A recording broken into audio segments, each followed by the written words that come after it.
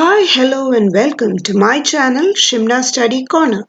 Today we are going to discuss a poem titled The Ball Poem written by John Berryman. If you are new to my channel, consider subscribing. Hit the bell icon to be notified on my new uploads. And make sure you watch this video without skipping so that you're fully benefited. Let's get going. The Ball Poem by John Berryman. John Allen McAlpin Berryman was an American poet and scholar. He was a major figure in American poetry in the second half of the 20th century and is considered a key figure in the confessional school of poetry. His best known work is the Dream Songs. Now let's have a look into the overview of the poem. The poet describes a boy who has lost his ball. Here, the lost ball stands for the general loss of a human being. The losses may be the loss of personal possession or the death of some near and dear one or due to the separation from beloved one. As long as there is life, everyone has to bear many types of losses. Therefore, we need to learn the way for bearing those losses. Now, let us go through the poem once. What is the boy now who has lost his ball? What? What is he to do? I saw it go merrily bouncing down the street and then merrily over. There it is in the water. No use to say, oh, there are other balls.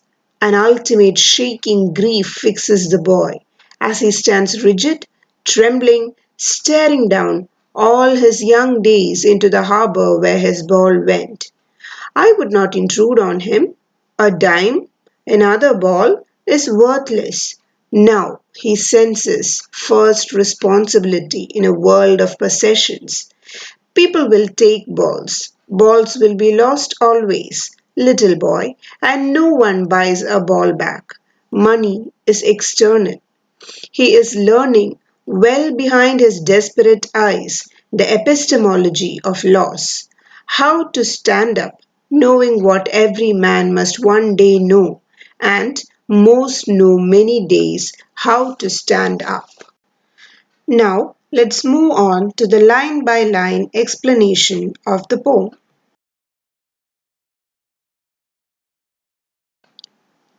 The first four lines goes like this. What is the boy now who has lost his ball? What is he to do? I saw it go merrily bouncing down the street and then merrily over. There it is in the water. So here the poet is watching all these things happening.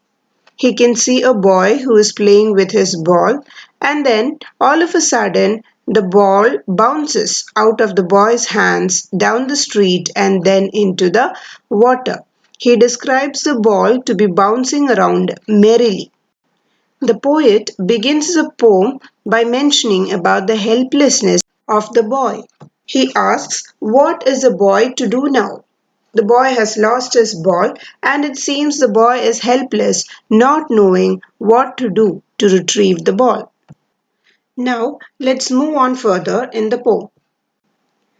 No use to say, oh, there are other balls. An ultimate shaking grief fixes the boy as he stands rigid, trembling, staring down all his young days into the harbor where his ball went.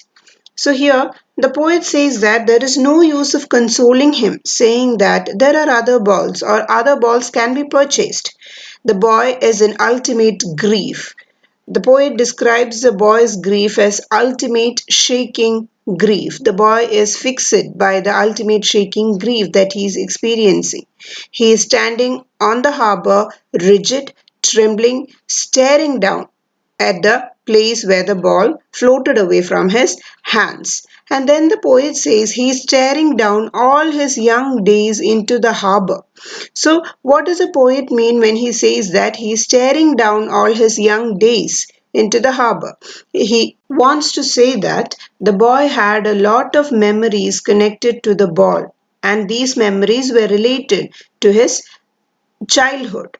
In short, the poet means to say that there is no point in consoling the boy saying that another ball can be bought because the one that he has lost had a lot of memories connected to his childhood and no other ball could replace that ball in that sense. And that is why the loss of that particular ball makes the boy so unhappy. Now let's see the next few lines of the poem. I would not intrude on him. A dime, another ball, is worthless. Now he senses first responsibility in a world of possessions. The poet says that he can't intrude or interfere. Intrude here means interfere. So the poet can't interfere in the boy's grief and tell him that the poet could give him some money to buy a new ball. He says so because a new ball will not bring the sense of belonging to the boy.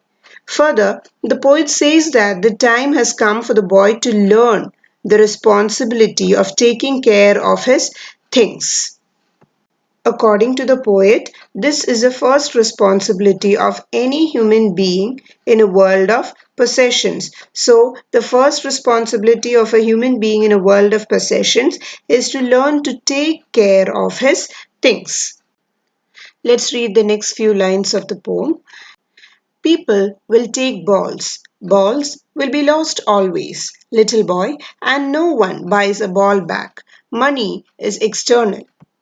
Here, the poet says that the boy has to learn that in this materialistic world, many of his belongings will be lost. The poet considers the ball to be a representation of all the worldly things that he possesses. The worldly things may be the materialistic things or the relationships that the boy has. So the poet says that the boy has to learn to live without these materialistic things or the relationships, no matter what. He says no one can buy back such things for him. The poet says so because, according to him, money can't buy you everything. It is possible to buy materialistic things with money, but it will not be able to buy you the sense of belongingness. This is what the poet means when he says that money is external. Now, let's read the rest of the poem. He is learning well behind his desperate eyes the epistemology of loss, how to stand up, knowing what every man must one day know, and most know many days how to stand up. So here the poet says that behind those desperate eyes of the boy, he is actually learning how to stand up against the sense of lost things. This means that the boy is trying to learn the truth of life, which states that you have to accept the miseries of life and stand up or face these truths. This is a truth which everyone has to learn in his or her life. The harsh truth of standing up against the odd miseries of life that everyone has to bear once or in the other time in their lives. So basically, this poem teaches us how to face the losses or how to stand up to the situation and cope up with the losses that a person face in their life. With that, we have finished the line by line explanation of the poem. Now, let's move on into the poetic devices used in the poem. First of all, let's see what the rhyme scheme of the poem is. This poem is actually written in free verse. A poem written in free verse does not have a rhyme scheme as such. Such poems are called free verse poems. Next, we have anaphora. Anaphora is a repetition of a word or a phrase at the beginning of successive clauses. Next, we have imagery. Imagery is the use of language that produces pictures in the minds of people reading or listening. The next literary device is repetition. Repetition is a simple repeating of a word within a short space of words to secure emphasis. After that, we have alliteration. Alliteration is the occurrence of the same letter or sound at the beginning of adjacent or closely connected words. With that, we wind up today's session. Hope all of you have benefited from this video. For more videos, subscribe my channel Shimna Study Corner. Like, share, and let me know of your valuable comments in the comment box below. Thank you for watching. See you in the next video. Bye bye.